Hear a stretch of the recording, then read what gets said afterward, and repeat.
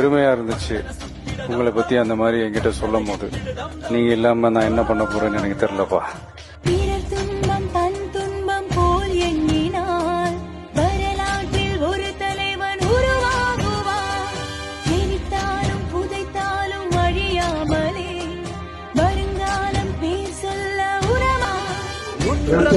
என் ரத்தம் வேற இல்லை, உதிரத்தில் விதைத்தாயே அன்பின் சொல்லை. தலைவா தலைவா உயிர் தலைவா. கழக பொதுச் செயலாளராக இருந்தோம்.